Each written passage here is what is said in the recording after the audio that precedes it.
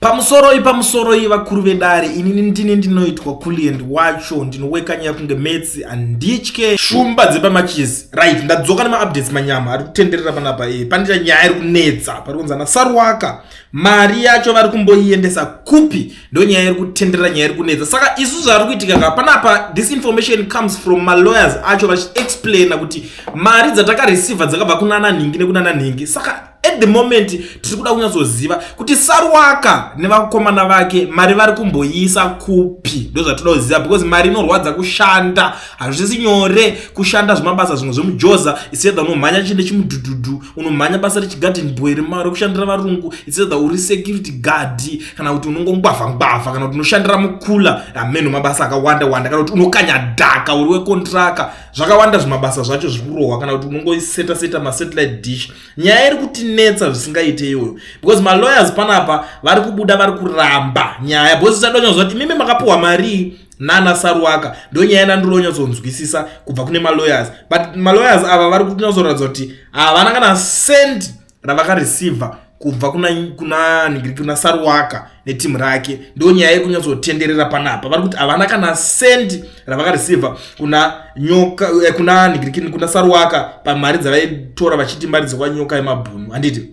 So vazobudisa statement panapa vari kuti zvoni, we issue this public statement in the matter of Masiwa Wellington to clarify our role as the appointed legal representatives and to address serious concern regarding funding for lawyers. We have been made aware that there are individuals not mandated by our firm soliciting or collecting money from members or the public under the pretext of contributing towards legal fees or other related expenses for the matter. We find this conduct highly concerning and potentially unlawful. To date, Mahlalela and co-attorneys has only received the following verified payments: 20,175,000 rand from Mr. Pardon Gambakwe and 20,000 paid direct to Advocate Cherry, introduced by Mr.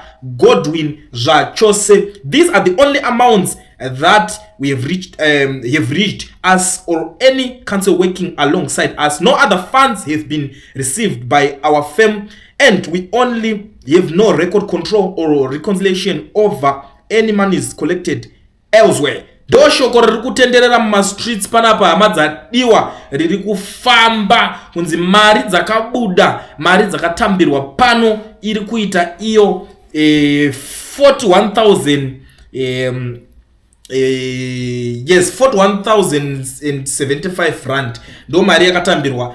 20,175 ndo yakabva kuna Pardon Gambakwe handiti, imwe iyo yakabva kuna Godwin, it was 20,000 ndo mari yega. And Godwin guy, I think ndatomborekoda previous ndamboita panapa ndichitotaura ndichiplaya man ndinataurwa naye Godwin ataura kuti inini mari ndakabudisa yemomwe mangu handina kana mari yandakareceiva kubva kune any one of you maZimbabweans. Noise yese iri kuitwa pasocial media iyoyo, mari umwe ataura kuti inini ndakandobudisa yemomwe mangu. Gambakwe same applies, ari kuti wakangobudisawo mari dzake. We understand maybe Gambakwe anogona akaita kana tumwe fundraising, but iye ari kutaura kuti akabudisawo futi mari yechi yemomwe make akanobhadhara achibhadharira Nyokayemabhunu. Now the question is, where is the money Mr. Saruwaka neteam ravo? Mari muri kumboisa kupi? Ndo nyaya iri kuzikanwa, because ava vanhu ndo malawyer, and even mimi guys maka agree with these guys maka ndo malawyers vari kuita sei, vari kumirira most of those updates zvaiva zvipuwa naSaruwaka. We knew everything handiti kuti munhu ari kungotaura zvake, but maybe it was because ari kuda kungoita sei kungopusha, but tanyatsoziziva kuti direct lawyer ari kubuda ritotaura nyaya yakahwana kuti zvazodai zvazodai, but iye Saruwaka anozova achipa update anga asiko kukoti kwacho. And I still remember pakambotaurwa nyaya naGambakwe, takatomuti Gambakwe anorwara, ari kubuda achingoningana aiti uyu Saruwaka patotaura nyaya pepe dai achiti ana nhingi vazoti zvakati kukoti, kwete kutotaura kunge iye ane first hand information. Ndo nyaya hombe yanga iri kunyanya kuti pisira panapa, nyaya iri kunyanya kuti netsa. Ende chimwe chinhu chakuitika panapa tiri kungoti zvadhakwa, mukova wakuvharwa apa, because my lawyers vakuchiza mari yavo kuti those who are willing to help vari kunyatsoda vari serious nekuda kubatsira mukomana uyu vabva vaisa maaccounts avo. Ini am not here to market maaccounts evanhu pano, handisi kuzoita izvozvo, sorry zvenyu, handisi kuzoimaisa pascreen pangu apa, handidi kumaisa zvangu inini nekuda kumareasons angu. But kana muchida munokwanisa kungosecha ndongokudirectai kune manhigiri nacho munenge muchida munotsvaga. But it's Malahlela and co attorneys ndo inonhigirikina iri kunyanya mhanya chinhu chacho ichochi vaisa maaccounts avo. Zvinonzi vamwe vakaudzwa ndo nemurwere wepfungwa wakamshora. I tried to call vanhu vakasiyana-siyana mudzingwa kutondudza kuti ndikurwara, ndikunidi, hazvisi kudairika, pari kupisa, mubvunzo yese kuti tinhigirike because hakuna nyinji isingazobvondokeka. Question iri kuramba ingori the same. Saruwaka mari ari kuisa kupi. Ndaona zvinhu zvavanga mu WhatsApp channel chavo and I didn't want to say much because inini ndikutotry kuti Saruwaka ngauye nema receipts. Hatisi kuda kuudzwa nyaya.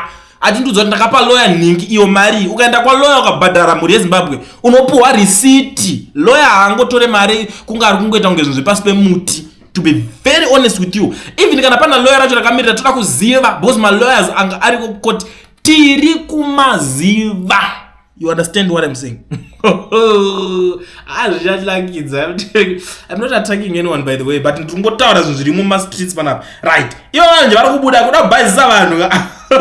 Unotoona kuti apa panenge panekadigiri. Hatisi kuti hedu mari dziri kudyiwa kana kuti chi.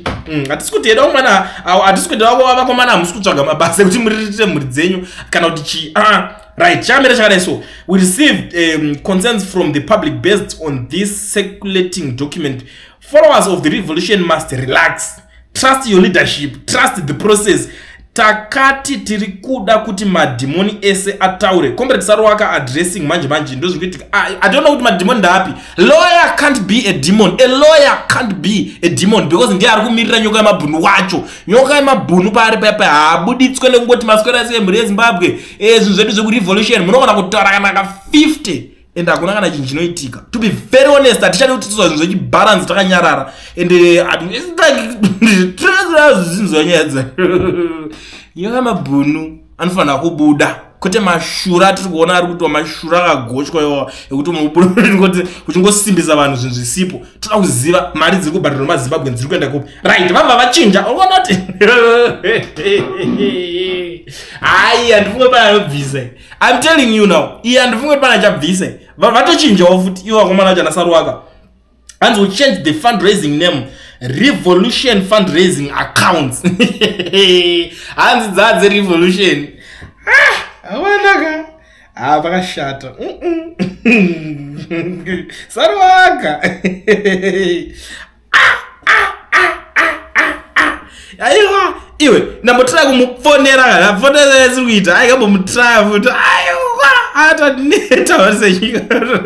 Munhu wese anenge arohwa neurombe hwake urovha ari kungoya achingodyawo nipapo ngoti ndiri kukolekta mari dzanhingi. Maaccounts achakatanga kuita hobho uyo achiti isai mari pandiri, isai pandiri. Hazvina kushata mhuri yeZimbabwe kubatanidza mari muchibatanidza nezita remunhu. Chibvai makwanisawo kuendesawo mari yacho. Kana muri kuti mangoitora kuti muzinge muchinobatsira mari kuti inge iri yechikafu, chitiratidzai mhuri yacho chifunga ifone idzoke kupublic. Mari ainhongwe hama dzangu, mari inoshandwa ende mashandirwo emari acho inorwadza kushanda. Ndo zvatiri kureva veduwe.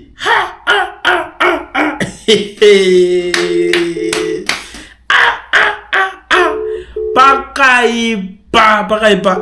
Let me see kuti inodairwa here. Toda answer. We need answers.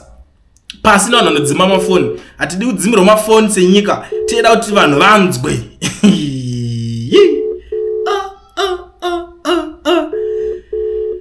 Tinozopopota tichiti Mnangagwa ari kutadza accountability. Imi muchitadza kuita account for mari yekuti mubatsire mwonya abatwa. Ko makazopuhwawo nyika yacho. Vakomanaka. Revolution. Aya munotigutwa zve. Izvo tichatombogutana. Tatombochinja magedha. Ndo zvatinoita. Asadaira. Ndo zvatinoita. Ndo zvatoita mhuri yeZimbabwe kuti kana zvichinge zvanetsa, please ane dzimwe namba dzake ngaandikandirowe. Kana pana ane dzimwe boza komana anochinja zvima namba zvemujoni zvikungonhonga masim card munhu achibayirira rimwe. Hatisi kuziva chichiri kuitika. Munhu akutonikina kana asina data munondiudza. Ndoita plan nini. Ndakutaura naye. kana achida direct call anongoningirikina please anadzo. I'm trying to call zvese direct yatoramba but most of the times zvinoita WhatsApp numbers. We need accountability. Atoti mnangagwa zoda so vakatira bubbles ne 88 million zodi atiti right toti imimi ma collector mari yese yevanhu ema citizens iri kushandwa mabva madipa muri Zimbabwe ina udairwe koya ina udairwa toda kuti zvataziva kuti imi ma collector mari yese ema citizens michiningina muchiti mukuita fundraising yekubatsira munhu mabva madipa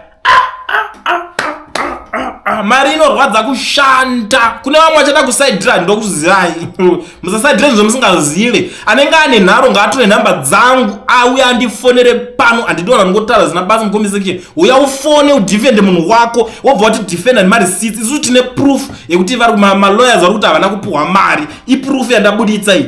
Kana uchinge uri against izvozvo fona paKulen TV utaure neni izvezvi.